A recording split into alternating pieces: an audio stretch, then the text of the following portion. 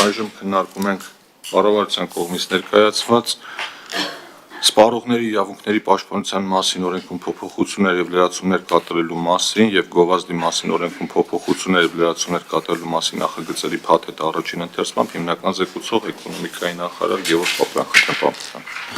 Շնորհակալություն, հարգելի պարոն Թունյան, հարգելի գործընկերներ, մենք շարունակում ենք մոտարկել Հայաստանի Հանրապետության օրենսդրությունը Եվրոպական միության օրենսդրությանը եւ նախորդ տարի մենք տնտեսական մրցակցության պաշտպանության ոլորտում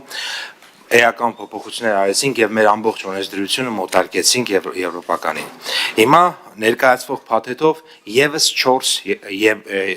դիրեկտիվ SEPA-ի եւս 4 հրահանգ իրականացվում է եւ այս անգամ արդեն սպառողների իրավունքների պաշտպանության մասին օրենքը եւ գովազդի մասին օրենքը նորից համապատասխանեցնում ենք Եվրոպական միության օրենսդրությանը եւ մենք այսպիսի առաջարկներով ապարբերաբար գալու ենք, այսինքն մեր նպատակն է, որպեսզի մեր օրենսդրությունը մեր միջավայրը Եվրոպական միության օրենսդրության միջավայրին համապատասխանի։ Ներկայացվող փաթեթներով հետեւյալ խնդիրներն ենք լուծում։ Մասնավորապես սպառողների հետ կնքվող պայմանագրերում անարդար պայմանների վերաբերյալ, հեռակա եւ ձեռնարկության շենքից դուրս գտնվող պայմանագրերի մասով սպառողների իրավունքների պաշտպանության մասին, մոլորության մեջ գցող եւ համեմատություններ պարունակող գովազդի մասին, ապրանքների անհամապատասխանության դեպքում սպառողի իրավական պաշտպանության միջոցների մասին։ Հիմա հերթով գնանք դրանց մասին ներկայացնեմ։ Առաջին սպառողների հետ կնքվող պայմանագրերում անարդար պայմանների մասին։ Սրա վերաբերյալ հրահանգի մոտարկման դեպքում սպառողների հետ կնքվող պայմանագրերում չեն կարող ներառվել անարդար բնույթի պայմաններ, խոսքը գնում է այնպիսի պայմանների մասին, երբ սպառողը ելնելով իր շահերից չէր ընդունի այդ պայմանը, եթե հնարավորություն ունենար մասնակցելու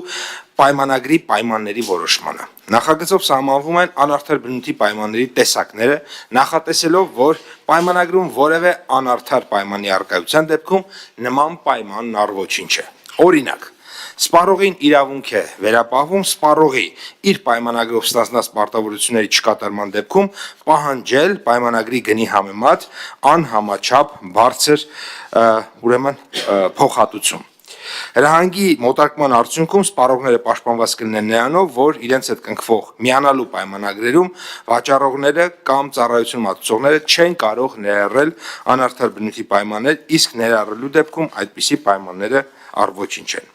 Կարգավորումների արդյունքում տնտեսվարողները պետք է բացառեն իրենց կողմից սպառողներին առաջարկվող պայմանագրերում նախատեսել որևէ անարդար պայման։ Կարգավորումները տարածվելու են այն տնտեսվարողների վրա, որոնք առաջարկում են սպառողին կնքել ստանդարտ ձևով սահմանված պայմաններով միանալու պայմանագիր։ Երկրորդ, մոլորության մեջ գցող եւ համեմատություններ պարունակող գովազդի մասին հրահանգի մոտարկման արդյունքում սահմանվում են մոլորության մեջ գցող գովազդի եւ համեմատություններ պարունակող գովազդի հասկացությունները, դրան մոլորեցնող լինելու հանգամանքները, համեմատություններ պարունակող գովազդի թույլատրելի դեպքերը։ Մոլորեցնող գովազդի օրինակ։ Մեր դիաբետիկ հաբերն օգնում են ներառել առանց որևէ ջանքի։ Խմեք օրական 1 հաբ եւ կնիհարեք 10 օրվա մեջ 10 կիլոգրամ։ Առաջին, եթե հաբերը չունեն գիտական ապացուցված ազդեցություն, արտադրողը չի նշում, որ արդյունքը կախված է նաև սննդակամ, արտադրողը չի նշում, որ արդյունքը կախված է նաև սննդակարգից եւ ֆիզիկական ակտիվությունից, ապա բնականաբար նման գովազդը համարվում է մոլորեցնող կամ համեմատություն պարունակող գովազդի օրինակ։ Մեր X ատամի մածուկը մաքրում է ատամները 2 անգամ ավելի լավ, քան մյուսները։ Համեմատում է սովորականի հետ, մյուսների հետ, որ շեշտի իր առավելությունը։ Նման գովազդ տարածելը թույլատրվում է, եթե համեմատությունը հիմնված է ճշգրիտ տվյալների վրա։ Եթե իրոք այդպես է, ապացուցելի է, ապա կարելի է, եթե այդպես չէ, ապա չի կարելի։ Հակառակ դեպքում դիտարկվում է որպես մոլորեցնող գովազդ։ Չնայած նրան, որ գործող օրենսդրությամբ նախատեսված են մոլորեցնող գործողության կամ գովազդի վերաբերյալ որոշակի կարգավորումներ, տվյալ հրահանգի մոտարկման արդյունքում սպառողներն ամբողջովին պաշտպանված կլինեն մոլորեցնող գովազդից։ Կարգավորումների արդյունքում համատություններ պարունակող գովազդի առումով տնտեսվարողները կունենան հնարավորություն որոշակի դեպքերում գովազդում նշել մրցակից տնտեսվարող սուբյեկտին կամ վերջինիս կողմից առաջարկվող ապրանքները կամ ծառայությունները, իսկ մոլորեցնող գովազդի առումով տնտեսվարողները կիմանան այն հանգամանքները, որոնք կարող են հաշվի առնել գովազդի մոլորեցնող լինելու հանգամանքը որոշելիս։ Կարգավորումները տարածվելու են գովազդ տեղաբաշխող եւ տարածվող տնտեսվարողների վրա։ Երրորդ, հեռակա ձեռնարկության շենքից դուրս գտնվող պայմանագրի մասով սպառողների իրավունքների պաշտպանության մասին հրահանգի մոտարկման դեպքում կներդրվի հեռակա եւ ձեռնարկության շենքից դուրս կնքվող պայմանագրի ինստիտուտը։ Հեռակա պայմանագրի օրինակ. առցանց հարթակների միջոցով կնքվող պայմանագրեր, որտեղ վճարումն իրականացվում է on-line էլեկտրոնային բանկային քարտային միջոցներով։ Ձեռնարկության շենքից դուրս կնքվող պայմանագիր կնքվում է ոչ թե վաճառողի կամ ծառայության մատուցողի տարածքում, այլ գնորդի տանը, փողոցում, հասարակական վայրում, որտեղ վաճառողը մոտենում է սպառողին։ Օրինակ, վաճառող ընկերությունը այցելում է գնորդի տուն եւ առաջարկում է գնել ջրի զտիչ սարք։ Գնորդը համաձայնում է եւ տեղում ստորագրում է պայմանագիրը։ Հրահանգի մոտարկման արդյունքում սպառողները պաշտպանված կլինեն նրանով, որ հնարավորություն կունենան ծանոթանալու հեռակա եւ ձեռնարկության շենքից դուրս գտնվող պայմանագրի դեպքում ապրանքի վերաբերյալ կոնկրետ տեղեկությունների, վաճառողի եւ սպառողի իրավունքներին եւ պարտականություններին, պայմանագրի ներկայացվող պահանջներին, պայմանագրից հրաժարվելու սպառողի իրավունքին, ապրանքի առաքման ժամկետներին եւ այլն։ Կարգավորումների արդյունքում տնտեսվարողները ստիպված կլինեն պահպանել տվյալ տեսակի պայմանագրերի ներկայացված պահանջները։ Կարգավորումները չեն տարածվելու սոցիալական, առողջապահական, ֆինանսական, հանրային ծառայությունների մատուցման եւ մի շարք այլ պայմանագրերի վրա։ Եվ վերջինը,